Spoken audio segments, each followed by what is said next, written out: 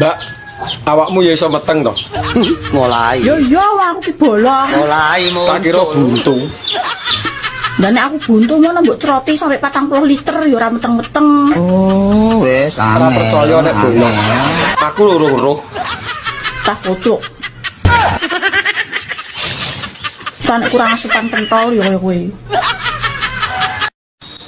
Mbak, jadi sampean ora tau nganggo cawet to. Mau ditempeli cancoplas tok. Oh. Fitnah. Sopo lho sing fitnah iki? Kuwi lho jarene wong-wong, aku cuma pengen ngerti bener apa ora. Ngawur. Ketoke kaboten jeneng ta stok iki. Lah jenenge Murari Iwan kok kaboten kondi. Lah iya apa ora kok. Wong kene bendino salin katoke. Dianggap gak gatelen tapi ora katokan kok nganggo tenso plastik iki. Lah ya mbuh wong sing ngrasakne kono teko aku. Dan kok lah jemputku semriwing ora nganggo katok. Ya apik to koyo dikipasi ben ra sumuk. Yo nek tenso plastik iki ora nek rasane apa-apa nek mengandung mentol. Gak yo perih kabeh. Ya malah ancles to. Rumasamu nggonku korengen ta nganggo tenso plus. Mas, Apa?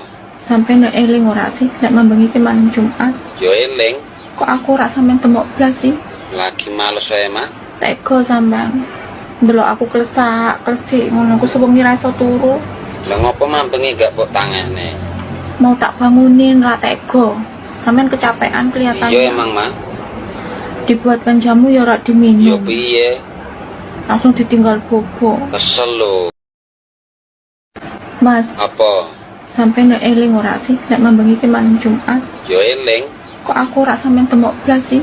lagi males wae mah. Teko sampean. Delok aku klesik ngono aku sewengi ra iso turu. Lah ngopo mambengi gak mbok tangane? Mau tak bangunin ra teko. Sampean kecapean kelihatannya. Iya emang mah. Dibuatkan jamu ya ora Yo diminum. piye? Langsung ditinggal bobo. Kesel lho. Ayo men Mbak sampean. Selingkuh gelem ora? Ayo, kuanen. Zaman saiki butuh kendel, ora kendel diselip karo kancane.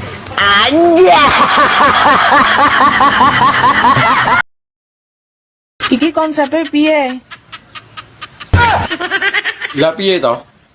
Tak kancani sampai konangan apa tak kancani sampai pegatan? Anak ngenteni pegatan ya kesuwen. Sido apa ora? Ya sida. Wong kene kadung metenteng ya. Ning Tulungagung golek tales. Dhuwur diambung sing ngesor teles, Mangan sego rames, lungguh ning tawon. ati ngenes, kepengin kelon. Sego mambu lawuhe iwak welut. Wis kadung mlebu, males ndutut. Mbak, kacang opo sing dimbu tahun-tahunan tapi ra tukul. Masamu aku gak ngerti tapi. Hah?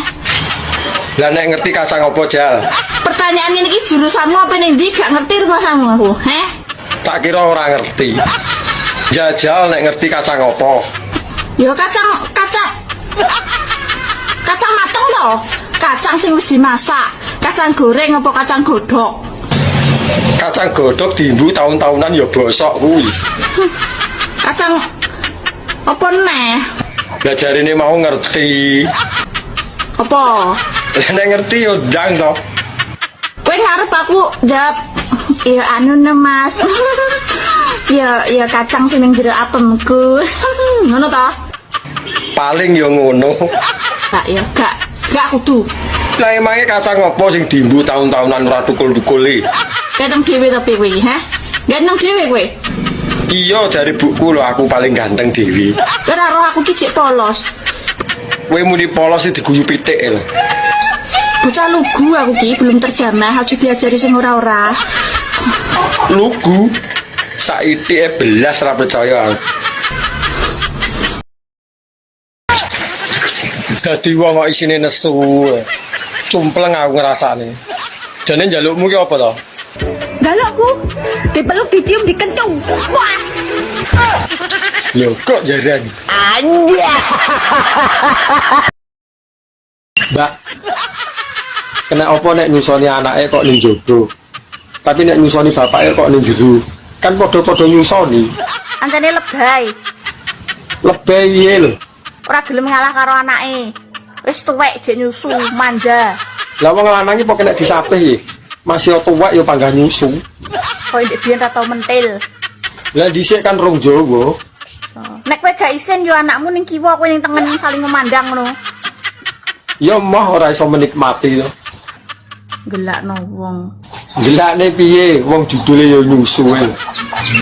Ya jelas tau, itu tujuane ngono beda. Anakmu tujuane ben warak, ben sehat, ben gak nangis. Nek kowe tujuane iki ke arah kikuk-kikuk. Ya. Nek sampe engko bar mbok pendel langsung mbok jak kikuk. Didelok wong-wong, didelok pitik apa gak isin. Cuacanya wadem, enaknya nyapo ayo. Adem-adem ya enake ijlik lho. Ayo nyapo enaknya. Ijlik Bakso, enaknya bakso. enak apa? Ya enak ijlik kuwi. Pikirannya rasa kotor ae. Lah piye tara ya cocok karo hawane lho.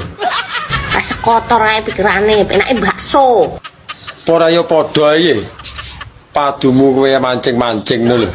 Wong kok pikiran kotor ae. Bakso, aku ngomong bakso, ora liyo-liyo nih bakso. He. Ayo bakso yo, bakso. Lakter ya. Wegah nek ijlik gelem aku. Ayo bikin bakso. Asline gawe wong lanang ra sida nesu iki gampang.